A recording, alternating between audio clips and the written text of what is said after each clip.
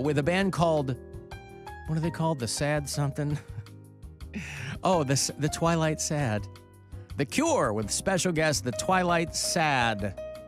On Sunday, June the 11th, out at blossomlivenation.com. Has got info for you. A couple of tickets here for you. You call her 10. Good luck. 216-578-1007 or 800-348-1007.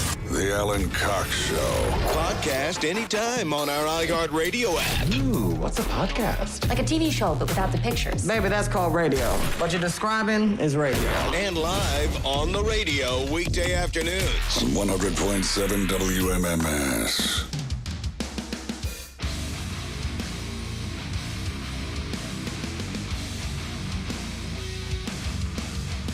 $35192 if you want to send a text to me. I'll see them there. If you listen on iHeartRadio from outside Ohio, tell me where. I'd like to know where people are. And thank you, by the way, to Corey Crapster, who's helping out back there in the video department today after what I can only imagine was a very alcohol-fueled weekend. It's nice that we were able to find anybody to come in and work on a Monday. First day of spring. But leave it to Corey Crapster to show up when the showing up gets good. Hey, brother ADX. Whoop, hold on, let me pick you up. Doing, man? How are you? I'm doing good. When I got to the Cleveland there on Friday about 1 o'clock, you were kind of hammered. And so I came up to you and I asked you, I said, the bar asked me to cut you off. And then do you remember what you said? Well, I don't remember. No, the bar didn't ask to cut me off. I wasn't that hammered. I think they were talking about, that must have been when the iHeart tab was getting cut off. No, ATR. No. He was trying to play a prank on you. What I was saying. What happened? I just said it was funny. This is how I know you're a natural comedian. I said, they told me that you're cut off. And you said, how can that be? I have an open tab.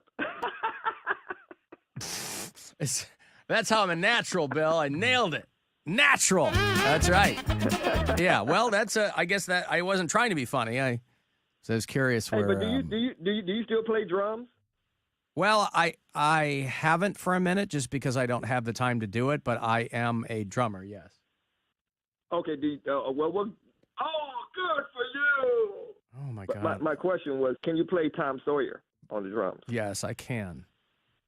You can? Yes. Okay, because I play that. I think a lot of people who've been playing the drums a long time can probably play that song. Yes. All right, cool. We got to get together and jam sometime. All right. Well, thank you for coming out on Friday, brother ADX. Oh, no problem, man. It was a blast. All right, thank you, sir. There's brother ADX, who, I mean, isn't that a natural? I wasn't sure what he thought I was being funny. That's a natural reaction. If somebody says, hey, cut you off, I go, well, I got an open tab. They're not going to cut me off. Yeah. Okay, and well. also, like, you weren't, he thought it was funny, so that's all that matters, No, right? that's fine. I mean, I wasn't trying to be funny. I mean, again, there was a lot of back and forth, too, because I was still doing I didn't say you were funny. I just said he thought you were funny. Right, the perception was, that's right. Fair enough. He thought I was in that moment. Yeah, Friday was pretty wild. It was a good time. Yeah, it was fun. But it was a lot of running around and, but it was a good time. Pottsville, Pennsylvania. This is a town in Pennsylvania. Did I make that clear? Pottsville, Pennsylvania is in the middle of nowhere there in the state. It's actually not too far. It's probably about half an hour away from a town called Shamokin. Does Shamokin sound familiar to you? Yeah, it's where the Mask always wanted to go. Shamokin. Yeah, right. Not the Mask. They did get a nice shout out in that movie in the early 90s. No, Shamokin was the news coverage of when their Dunkin' Donuts that's right. burned. The best. There was a 13-year-old girl who was going through some things, and she burned down the bathroom of the local Dunkin' Donuts, or Dunkin' Donuts, as they call it there in central PA. And Pottsville isn't that far from Shamokin.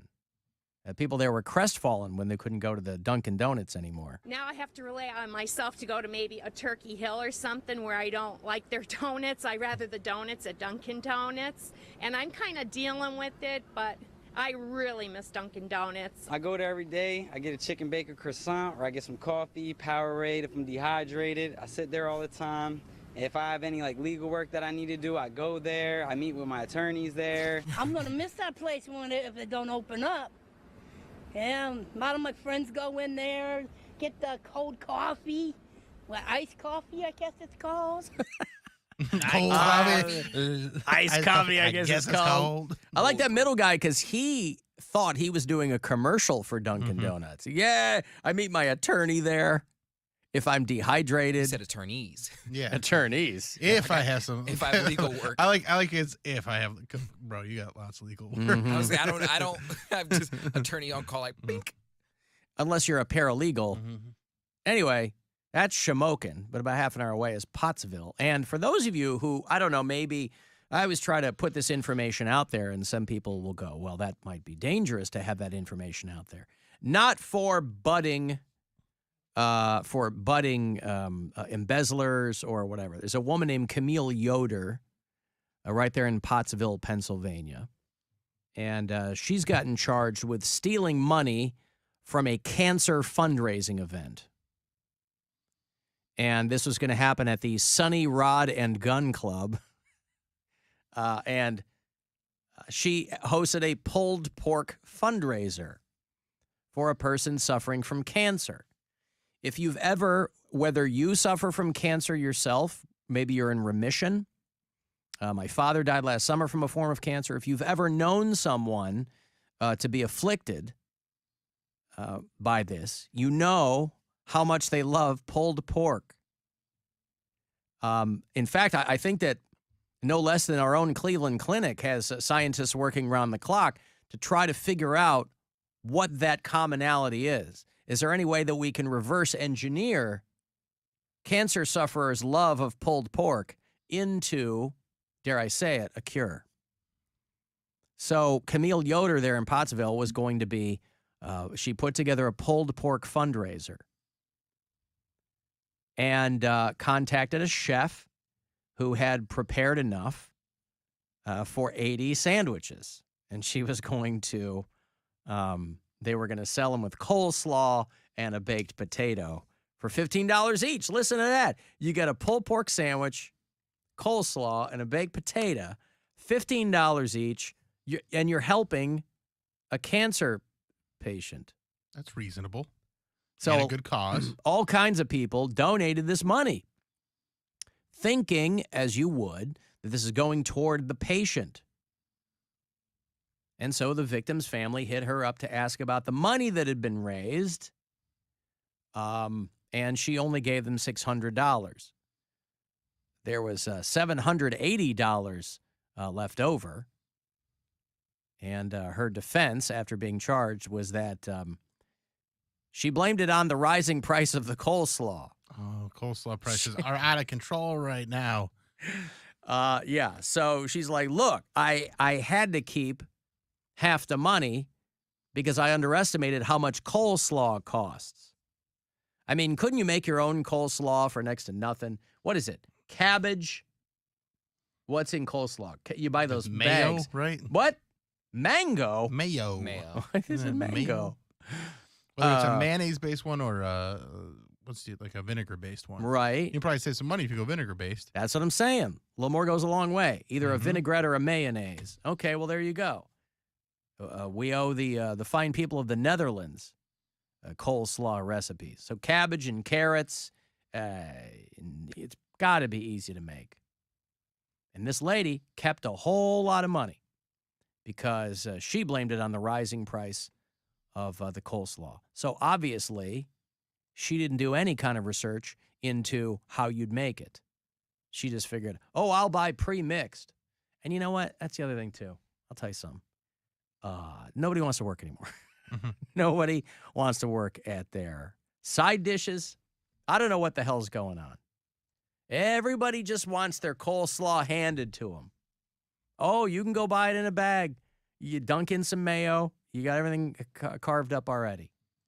Nobody wants to work for it anymore. What do they all? You know what my wife says to me all the time? Food tastes better when someone else makes it for you. Now, that's patently false. The sentiment is sweet, but I've had all kinds of awful, awful food that other people have made. Right. So, if someone knows how to make it's a cute the food. thing to say. I think food tastes best when you make it for yourself. No? No? I can't compare to what I had at Good Company yesterday.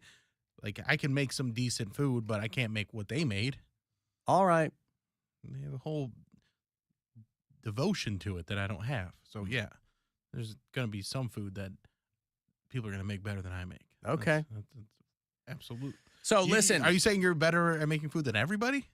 No. I'm saying that when you make I'm not saying you have to be an amazing chef, but I'm saying when you make food yourself and you make it how you want it and the way it tastes great. Better than if I said to somebody, hey, make me this kind of sandwich, and they made it the way they would normally make it. They don't know what my particular culinary peccadillos are. They hand me some piece of crap, and I go, really good. Depending on the person, that you might get a sandwich that's even better than what you thought. Unlikely. Unlikely. What's your go-to sandwich if you're making a sandwich? My go-to sandwich? Yeah, if you're ordering a sandwich, you're PB&J. Pear brie and hamon. My go-to, PB&J, because it's easy to make. But listen, last night I made BLTs. You going to top me on a BLT? Hells no. I'm not, but I'm sure someone could. Nope. So, Mr. Flavortown, he's gonna top you on a BLT. He might. So, and this texter's right. You got to blame the price gouging powers of Big Cabbage. There's simply no way around it. When Big Cabbage gets I'll just say it, big head on their shoulders. Hey. You've got to look out. Think it's easy growing all this cabbage? Nope. Some of it's got to be green. Some of it's got to be purple. You think that happens all by itself? Well, it does. No. But you don't know that. Pottsville is where Yingling breweries are. Somebody said. I thought that sounded familiar. Pottsville, Pennsylvania. Right. Okay. I guess Rolling Rock was in Latrobe, but Pottsville is where you'd find Yingling. Food tastes best when I make it myself, except for when I don't know how to make it. Well, I'm not talking about that. Right. Food that you know how to make. I'm not saying, I tried to make a souffle and it stinks. This souffle chef could have made it much better than I could. I'm talking about something you know how to make. I made a very And there's a sense of accomplishment. I was very proud of some leftovers I used to make a good mac and cheese last week, where it was regular old Kraft mac and cheese, but then my girlfriend had some tacos, and I took the steak that was in the tacos, or beef, it was like shredded beef, and I heated that up and then mixed it in with the mac and cheese, and it was quite good. So what you're saying is a little bit of the jus that the tacos, those dipping tacos. What do they call those? The burrilla tacos. Okay. And put some of that in there with it. Oh, it's fantastic. So what you're saying is somebody else can make it better. You're saying you had some mac and cheese, and you gave it a hot beef injection. That's right. You had hot beef. That was cold beef, and then I made it hot. You heated it up. And I wouldn't say I injected it into the mac and cheese. Well, did you fold it in? I folded it in. You folded in the beef. Yeah, you folded the beef. You injected it, the hot beef, and then, you didn't use an injector, no. but it was a mix-in. Well, what's an injection? I wouldn't say a mix-in and an injection are the same But thing. while you're cooking, couldn't they be interchangeable? Perhaps. All right. Not the language that I would use. Fold in, I can understand. All right. But injecting, there's penetration. Yeah. I also think that maybe fundamentally, I'm reading this, an injection might just be a liquid. So you injected the jus. Yeah. Yeah. But again, it was I just poured it into the stuff. All right. Well, but it was good. It was very good. Yeah. Very happy with it. Alan, did you see what happened to Amanda Bynes? Yeah, that's sad. I did see what happened to Amanda Bynes. I didn't see what happened to Amanda Bynes. I like photos because it says that they found her roaming the streets naked. And she's been placed on a psychiatric hold. Poor kid. Poor kid indeed, man. She's been in showbiz a long time. And she waved a car down naked, telling the driver she was coming down from a psychotic episode, and then she called 911. So they... The driver or Amanda did? It says that she herself called 911. Well, at least she knows. She could be with it. Well, yeah. She wasn't hurt or anything, but... I have a theory on what caused this. Mm-hmm. What was the TV show that she was on? Amanda, please. No, but before No, that. All That? Was it All That? All Okay. That. Who were the other cast members on that show? Kenan Thompson. And? Kel? Yep. Right. They ended up getting a TV show. Yeah. Then they got a movie. Yeah. What was the movie? Good Burger. And They're going to do a just sequel, announced they said. Good Burger 2. Yeah. Amanda Bynes took this personal, couldn't handle the success of Kenan Thompson. I was going to say, and she Kel wasn't, Mitchell, she wasn't and in it Good Burger, pushed though. her over the edge. Yeah, but they were, all acting around the same time. But she's been like There's this no for a long reason, time. But she's been quiet for a while, but then they announced Good Burger 2. Oh. And bam, cracked. She's done. Well, she Freaks was out. she was supposed to be in Connecticut this weekend for some 90s pop culture con, but she canceled that. So, and again, she was another one who had a conservatorship, and then that ended. She's saying, "Where's what a girl wants to." Wasn't that one of her movies? What a girl, I don't know. I just remember the one where she played the boy on the soccer team. She's All That. She was on a show called No. All That, and then She's All That. No, She's All That was the one where about the girl that was wearing glasses and they took off the glasses. Oh, Right, and all of And a they're sudden like, she's oh hot. my God, she's hot now. She's the man. She's Yeah, the man. with Channing Tatum. She's Mm-hmm. the man was that movie. And all she did was put on, okay, well, you want to talk about just taking off glasses and talk about someone's hot now. All this chick did was wear a wig. Yeah, she put was on like a Mo "Whoa, Howard haircut, and I never knew you were a dude. I told you stuff. Nice bro. contemporary reference. It was Jim Carrey and Dumb and Dumber. That was the hair, right? Oh yeah. So I never saw that one. That's funny though. I love those TV shows where it's just, they just put on a wig, and I never knew the difference. What was the one from the 80s? Just one of the guys. Just one of the guys. The And poster that had one- her putting football helmets over her boobies. Yeah. And then at the end of the movie, she doesn't just go, I'm a girl. She rips her blouse open, shows off her boobs, and then the guy's like, she's got boobs, everybody. She's got boobs. Yep. She's got boobs. Say, classy movie. Yeah, but in the 80s, we got a lot of those movies, and nobody thought twice about it. The 80s, listen, people give me a hard time for being old. I can't control when I was born. But the 80s, for sex romps, were unparalleled. Movies that could never be made today. You hear that a lot. People go, that could never be made today. Those could literally not be made today. Movies like Private Lessons, My Tutor, where like the dad gets his 15-year-old son, who's still a virgin, a French teacher, and guess what happens? She's 30. Like, there were multiple movies like that where a 15-year-old boy got himself a tutor for the summer, and they bang, and at the end of the movie, they have a nice little friendship, and she's like, you're going to become a man in your own right, and blah, blah, blah, but all that other crap happened. And then It's a coming-of-age movie.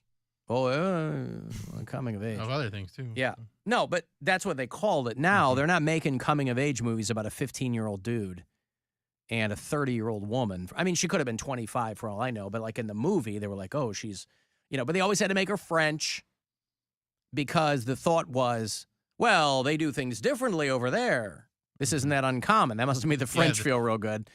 Well, they're president. Like this. the sex over there is a little freaking easy, Yeah, but they're compared not to- banging 15-year-old boys. I mean, I'm pretty sure that's, According to the 80s they're heads of state. were. I mean, people have public mistresses. That's probably the best part. But I mean, other than that, I don't Public think. mistresses? That's like you're okay. It's That's okay to have cheating a side piece? respectfully. Yeah, like heads of state have like, France and this is my Italy. wife, this is my mistress. Yeah, it's like, you're very European.